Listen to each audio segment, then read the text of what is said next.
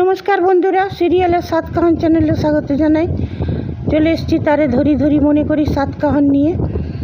দেখা যাচ্ছে যে দিতি গোরা তো পুলস্তকে খুঁজে নিল। এইবারে পুলস্তর ওদের কাছে তো কিছু প্রমাণ নেই যে পুলস্ত বিষ মিশিয়েছে। তো ওরা তখন পুলস্তকে ধমকে চমকে, পুলস্ত বলছে না আমি মেশা করিনি। যাই হোক, ওরা তখন চলে গেল।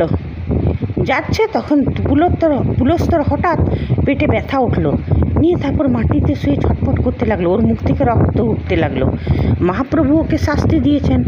আর ওকে না গোরা অনেকবার বললো তুমি কৃষ্ণ নাম বলো।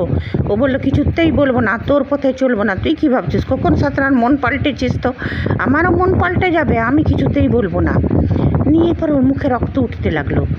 নিয়ে তখন ও ডাক্তারের কাছে গেল। তো ডাক্তার বলছে যে এটা আবার কীরকম, কিছু রোগ দেখতে পাচ্ছি না, এ তো আমি পারবো না ঠিক করতে, আপনাকে বড় হসপিটালে যেতে হবে।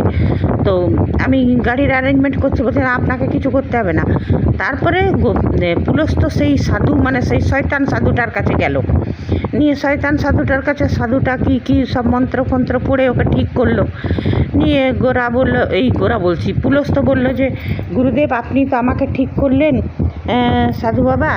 তখন বলছে দেখ আমি তোকে ঠিক করতে পারতাম না, উনি তোকে ভয় দেখাচ্ছিলেন, মহাপ্রভু তোকে তোকে ভয় দেখাচ্ছিলেন।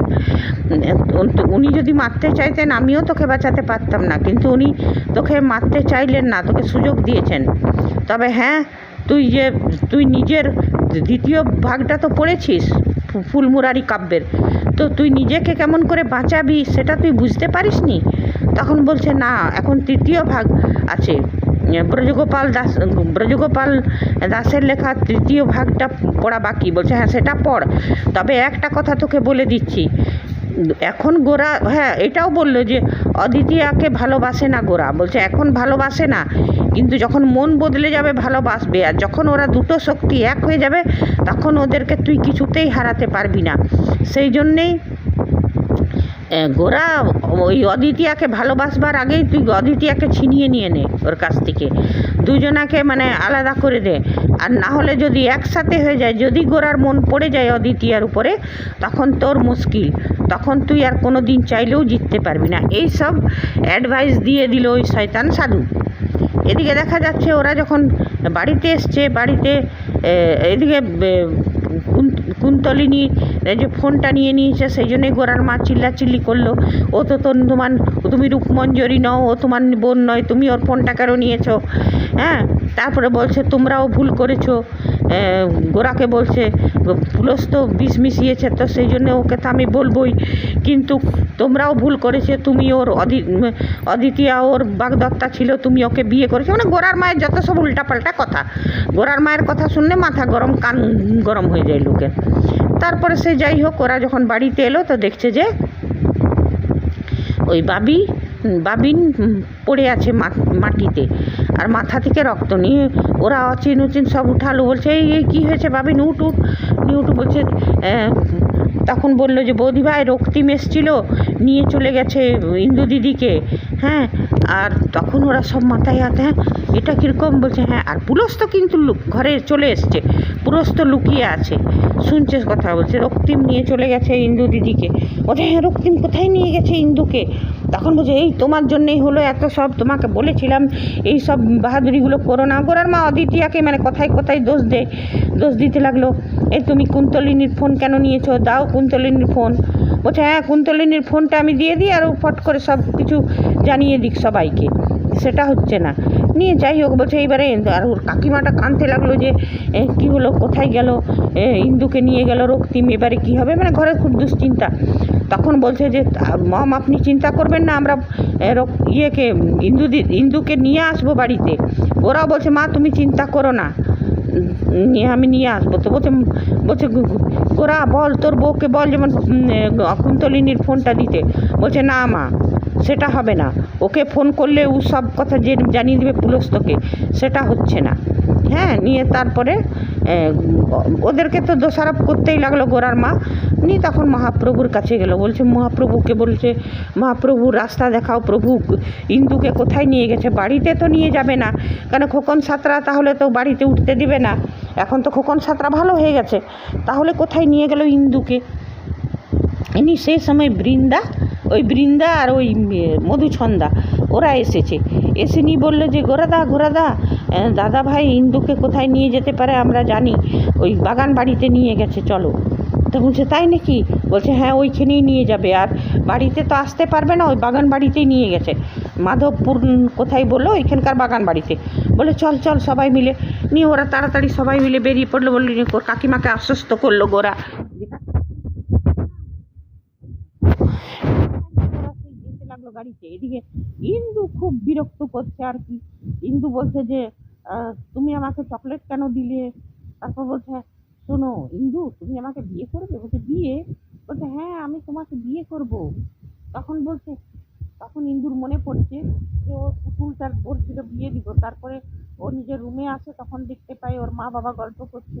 ওর মা বলছে ওর বাবাকে যে কার বিয়ে ছিল তুমি গেলে না? বলছে কি করে যাব বলো, আমার বাড়িতে সমস্ত মেয়ে, বিয়ে দিতে পারছি না, আমার লোকের বিয়েতে যেতে ইচ্ছে করে না, সেই জন্যে। তখন বলছে আমাদের মেয়েটার কি কখনো বিয়ে হবে না? ইন্দুর এটা শুনে ইন্দু খুশি হলো, মনে পড়লো যে আমার বাবা মাও খুশি হবে আমার বিয়ে হলো। বলছে হ্যাঁ হ্যাঁ হ্যাঁ বিয়ে করবো।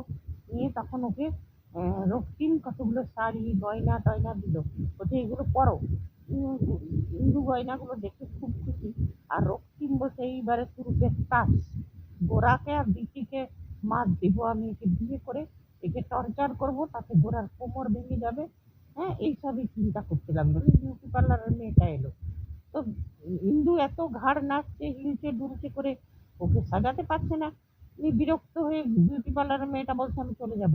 তখন রক্তিম এসে ওকে শাসালো, চুপচাপ সাজাও। ইন্দুকে বললো ইন্দু ভালো করে সাজো, তবে না বিয়েতে কেউ লোকে ভালো করে সাজে, তুমি এমনি ঘাড় নাড়বে কি করে তোমার চুল বাঁধবে, বউ সাজাবে? এই বলে মিষ্টি মিষ্টি কথা বলে রক্তিম এই করলো। তারপরে ইন্দুকে সাজাতে লাগলো। ইন্দু তো খুব খুশি, মহা খুশি ওর যে বিয়ে হচ্ছে। এদিকে ঘোড়ারাও বেরিয়ে পড়েছে, এদিকে এসেছে। তারপরে ইন্দুকে নিয়ে খাজনাতলায় রক্তিম বলছে যাই, নিজের গুন্ডাগুলোকে বলে দিল যে ওরা এলে ওদের আটকাবি। হ্যাঁ, নিয়ে পরে বলছে ওই বিউটি পার্লার ওয়ালিটাকে বলছে তুমি ফোন করো না আমার বৌদি ভাইকে, আমার বিয়ে ওরা না থাকলে কি আমার ভালো লাগবে? তুমি ফোন করো নি। রক্তিম বলছে কি হলো? বলছে ওদেরকে আমি দেখো না বলছি যে বৌদি ভাইকে ফোন করতে, দাদা ভাইকে, ওরা না থাকলে কি আমার ভালো লাগবে? তখন বলছে যে হ্যাঁ ঠিক আছে আমি ফোন করে দিয়েছি, ওরা আসছে এখন। কিন্তু তখন খুব খুশি হয়ে গেল শুনে নিয়ে। তারপরে রক্তিম বলছে যাই আমিও শিখা দিদি করে বিয়ে বলে কথা একবারেই তো বিয়ে নিয়ে। তারপরে রক্তিম সেজে গুজে ইন্দুকে নিয়ে চলে এলো খাজনাতলায়, মানে যেখানে ওদের বিয়ের মণ্ডপ সাজানো হয়েছিল আর কি। পুরোহিত মশাইকে বলছে যে সিঁদুর পরাও। ওই সিঁদুর তখন বলছে হ্যাঁ সিঁদুর, আগের থেকে সিঁদুর পরাবো এখন কত কিছু। তখন ইন্দু বলছে না আগে তো শুভ বৃষ্টি হবে, মালা বদল হবে, তবেই তো সিঁদুর পরা, এখন কেন সিঁদুর পরবো? তখন বলছে আচ্ছা ঠিক আছে, এখানে তো পান পাতা নেই, কি করে মালা শুভ দৃষ্টি হবে? ঠিক আছে ইন্দু তুমি হাতে চোখটা ঢেকে নাও, তারপর আমাকে দেখো হয়ে গেল শুভ দৃষ্টি। ইন্দু সেটাই করলো। তারপর বললো এবার মালা বদল হবে। তারপর বলল ঠিক আছে মালা বদল করো, নিয়ে মালা বদলও করলো, নিয়ে বলছে 7 পাক হবে। নিয়ে ইন্দু আর রক্তিম ওরা 7 পাকও ঘুরতে লাগলো। তারপরে এদিকে যেমনি গোরা দিতি, তারপরে ওই সন্ধ্যা, অসীম, তারপর বিশম্ভর সব এসেছে ওরা। আর যেমনি ওরা এসেছে আর তেমনি গুন্ডাগুলো আসতেছে, রিভলভার স্টার্ট করে দিয়েছে গোড়ার উপরে। আর গোরা আসতে গেছে মাথা খারাপ হয়ে। গোরা বলছে দেখো ভালো ভালো বলছি যেতে দাও। গুন্ডাগুলো কিছুতেই শুনে না। অদিতি অবশ্য দাঁড়াও থেকে দেখাচ্ছি করে করতে গিয়ে অদিতিকে ছেড়ে দিচ্ছে। অদিতি আর গোড়ার গায়ে এসে পড়লো, তখন গোড়া গেল রেগে। যে রিভলভার তাক করেছিল ওকে খুব জোরে দৌড়েছে গলাতে, যেমন উলসটাকে কেমন গলার ভরে উঠিয়ে দেয় অমনি ঝুল চলে গেছে। তারপরে ওকে দিল, তারপর গুন্ডাগুলোর সাথে মার পিট দুনিয়ার করলো। এদিকে বিশম্ভরা রচনও পিটাতে শুরু করে দিয়েছে। আর অদ্বিতীয় পিটাতে শুরু করে দিয়েছে গুন্ডাগুলোকে, দমসে পিটিয়েছে ওদেরকে। দুটো গুন্ডাকে বগল দাবা করে গোড়া এসেছে যেমনি মণ্ডপে, তেমনি রক্তিম বলছে যে দেখো গোরা তোমার বোনকে বিয়ে করছি এবারে আমি, হ্যাঁ তোমাদের সঙ্গে সম্পর্কটা আমার লম্বা হয়ে গেল। নিয়ে তারপরে আর বিয়ে রক্তিম সেই সিঁদুরের জায়গাটা যে সাথে ঘরটা ওইটাকে কিনে নিয়ে ইন্দুকে পড়াতে যাবে, আর অদিতিয়া না না করছে, আর তাও দিলে ইন্দুকে পড়িয়ে। ইন্দু খুব খুশি। গোরা তো রেগে গেল, বলছে তারপরে এলো, দেখলে তো লম্বা সম্পর্ক হয়ে গেল। তারপরে গোরাকে এসে বললো তুমি এখন আমার ইয়ে হয়ে গেছে, সম্বন্ধী হয়ে গেছে। পরে গোরাকে বলছে শোনো গোরা, এইবারে তোমরা আমার সঙ্গে কিছুই করতে পারো না, তোমার আমি একটু একটু করে কোমর ভাঙবো, তোমার বোনকে আমি এমন টর্চার করবো, এগুলো বলতে লাগলো। আর গোরা তখন রক্তিমকে মারতে গেছে, তখন নিজেকে বলছে না না দাদা ভাই মারিস না, ও তো আমার বর, বল কেউ বোনের বরকে মারে, তুই মারিস না। তখন ইয়ে বলছে, রক্তিম বলছে দেখলে তো আমার চুরুপের তাস, এটা হচ্ছে আমার চুরুপের তাস, আমাকে তুমি মারতেও পারবে না, এবারে তো তোমাকে জামাই আদর করতে হবে। তোমাদের বাড়িতে আমি যখন যাব, বড় মাছের মাথা, সেই জামাই ষষ্ঠীতে বড় মাছের মাথাটা আমার হাত পাতে দিবে।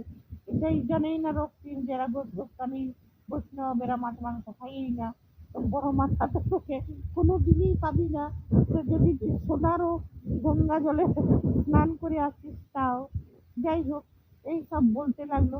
আর তখন এরা তো অবাক, ওরাও অবাক, ওরাও বেচারে চিন্তাতে পড়ে গেল, কি অচিল সব বিশম্বর, ওরাও হতভম্ব হয়ে সব দাঁড়িয়ে আছে। নিয়ে দিতির মাথায় বুদ্ধি এলো। দিতি কি করলো, যে সেই সিঁদুরের যে ঘরটা থাকে, ওইটাতে সিঁদুর দিয়ে অচিলার হাতে দিয়ে আর বৃন্দার মাথায় পরিয়ে দিল।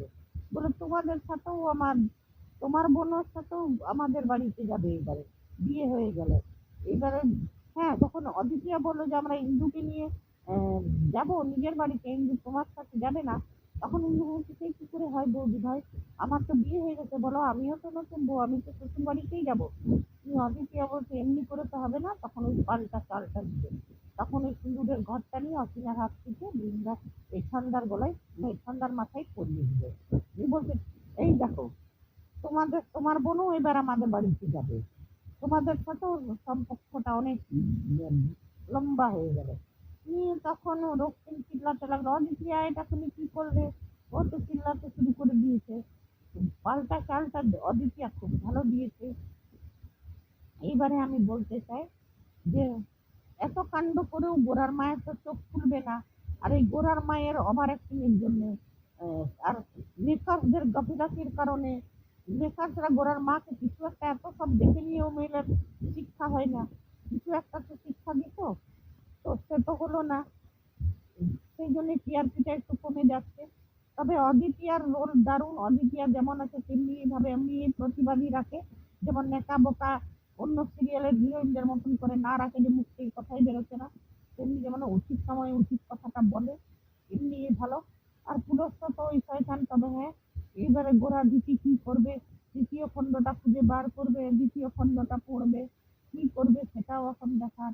তবে পুরস্কার সঙ্গে তো এদের দুশ্মনীটা অনেক দূর যাবে, হয়তো এমনও হতে পারে, কারণ একটা ছবিতে দেখলাম যে গোরা মানে সন্ন্যাসীর বেঁচে আছে, ভিক্ষা চাইছে অদিতিয়ার কাছে, হয়তো এমন হতে পারে যে অদিতিয়ার শক্তি ফিরে এলো, তারপরে গোরা হয়তো চলে গেল সন্ন্যাসী হয়ে, তখন হয়তো গোরার মায়ের চোখ খুলবে। মানে এগুলো আমাদের ধারণা, দর্শকরা অনেকেই এই চিন্তাটা করছে, এখন দেখা যায় কি হয়। ঠিক আছে বন্ধুরা, আজ এতটাই, আবার চলে আসবো।